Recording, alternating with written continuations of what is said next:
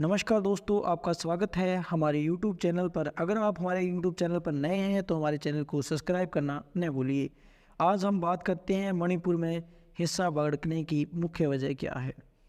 इसे समझने के लिए हमें मणिपुर का भौगोलिक स्थिति जानना चाहिए। इसके साथ ही हमें थोड़ा पीछे चलना चाहिए। दरअसल मणिपुर की राजधानी इम्फाल बिल्कुल बीच में है। ये पूरे प्रदेश का 10% हिस्सा है, जिसमें प्रदेश की 57% आबादी रहती है। बाकी चारों तरफ 90% हिस्से में पहाड़ी इलाके हैं, जहां प्रदेश की 43% आबादी रहती है।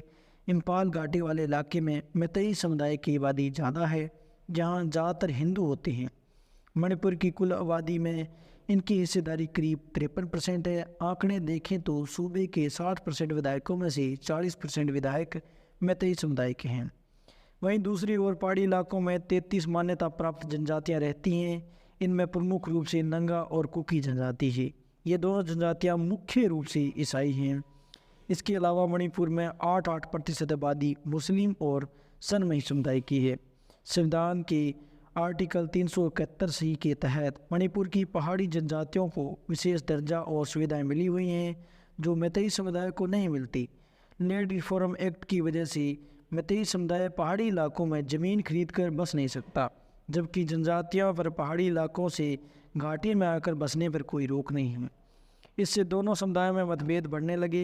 हिस्सा की शुरुआत कब हुई, आइए जानते हैं। मौजूदा तनाव की शुरुआत चुरंदरपुरा ज़िले से हुई। ये राजधानी इम्फाल के दक्षिण से करीब 63 किलोमीटर की दूरी पर है। इस ज़िले में कुकी आदिवासी ज़्यादा है। गवर्नमेंट लैंड सर्वे के विरोध में 28 अप्रैल को the indigenous tribal leader forum ने चंद्रापुरा में 8 घंटे बंद का ऐलान किया था। देखते ही देखते इस बंद ने हिंसक रूप ले लिया। उसी रात तोईबोंग एरिया में उपद्रवियों ने वन विभाग के ऑफिस को आग के हवाले कर दिया। 27-28 अप्रैल की हिस्सा के मुख्य तौर पर पुलिस और कुकी आदिवासियों में आमने सामने थी। इसके ठीक 5वें दिन यानी 3 मई को all tribal student union of Manipur ने आदिवासी एकता मोर्चा निकाला। ये मैतेई समुदाय को एसटी का दर्जा देने के विरोध में थे। यहीं से स्थिति काफ़ी बिगड़ गई। आदिवासियों के इस प्रदर्शन के विरोध में मैतेई समुदाय के लोग खड़े हो गए। लड़ाई के 3 पक्ष हो गए। एक तरफ मैतेई समुदाय के लोग थे तो दूसरी तरफ कुकी और नगा समुदाय के लोग थे। देखते ही देखते पूरा प्रदेश हिस्सा की आग में जलने लगा। 4 मई को चुरंदरपुर से मुख्यमंत्री बीरेन्द्र सिंह की एक रैली होने वाली थी। पूरी तैयारी हो चुकी थी, लेकिन रात में ही उपद्रवियों ने टेंट और कार्यक्रम स्थल पर आग लगा दी। सीएम का कार्यक्रम स्थगित हो गया। अब तक इस हिस्सा के चलते 150 से ज़्यादा लोग मारे जा चुके थे। 3000 से ज़्यादा लोग घायल बताए जा रहे हैं। हिस्सा की मुख्य 3 वजह। 1. मैतेई समुदाय के एसटी दर्जे का विरोध। मैतेई ट्राइबल यूनियन पिछले कई सालों से मैतेई समुदाय को आदिवासी दर्जा देने की मांग कर रही है। मामला मणिपुर हाई कोर्ट पहुंचा। इस पर सुनवाई करते हुए मणिपुर हाई कोर्ट ने राज्य सरकार से 19 अप्रैल को 10 साल पुरानी केंद्रीय जनजाति मामलों के मंत्रालय की सिफारिश प्रस्तुत करने के लिए कहा। इस सिफारिश से मैतेई समुदाय को जनजाति का दर्जा देने के लिए कहा गया। कोर्ट ने मैतेई समुदाय को आदिवासी दर्जे देने का आदेश दिया। अब हाई कोर्ट ने इस फैसले को सुप्रीम कोर्ट में चुनौती दी है। Chief justice Y Chandrachud, justice PS Narasimha और जस्टिस जेबी पादरीवाला की बेंच की केस की सुनवाई कर रही है। और 2 नंबर, सरकार की अवैध अतिक्रमण के खिलाफ कार्रवाई। आरक्षण विवाद के बीच मणिपुर सरकार ने अवैध अतिक्रमण के खिलाफ कार्रवाई ने आग में घी डालने का काम किया। मणिपुर सरकार का कहना है कि आदिवासी समुदाय के लोग सुरक्षित जंगलों और वन अभयारण्य में गैर कानूनी कब्जा करके अफीम की खेती कर रहे हैं। ये कब्जा हटाने के लिए सरकार मणिपुर की फॉरेस्ट रूल 2021 के तहत फॉरेस्ट लैंड पर किसी तरह से अतिक्रमण हटाने के लिए एक अभियान चला रही है। वहीं आदिवासियों का कहना है कि ये उनकी पैतृक ज़मीन है, उन्होंने अतिक्रमण नहीं किया है, बल्कि वो सालों से यहीं रहते आ रहे हैं।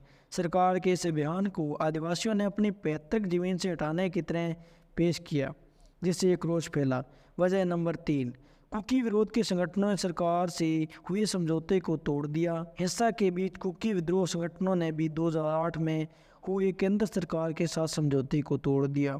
दरअसल कुकी जनजाति के कई संगठन 2005 तक सैन्य विरोध में शामिल रहे। मनमोहन सिंह सरकार के समय 2008 के तकरीबन सभी कुकी विरोध संगठनों ने केंद्र सरकार ने उनके खिलाफ सैन्य कार्रवाई रोकने के लिए सस्पेंशन ऑफ ऑपरेशन यानी SOS एग्रीमेंट किया।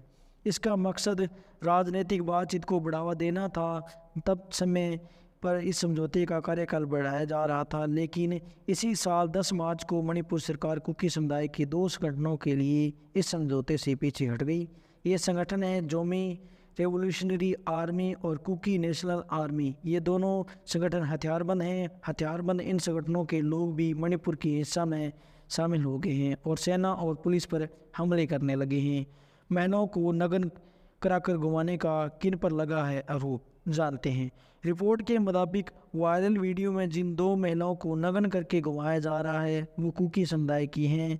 ये वीडियो 4 मई का बताया जा रहा है। जब हिंसा शुरुआती चरण में था तो महिलाओं को निर्वस्त्र कर घुमाने का आरोप मैतेई समुदाय के लोगों पर लगा था। इस मामले में पुलिस ने अज्ञात हथियारबंद बदमाशों के खिलाफ थौबल जिले में नागापोश सेकामाई पुलिस स्टेशन में अपहरण, सामूहिक दुष्कर्म और हत्या का मामला दर्ज किया है। उधर मणिपुर के मुख्यमंत्री एन बीरेन सिंह ने मामले की जांच के लिए अलग टीम गठित कर दी है। केंद्र सरकार ने भी राज्य सरकार से इस मसले पर रिपोर्ट मांगी है।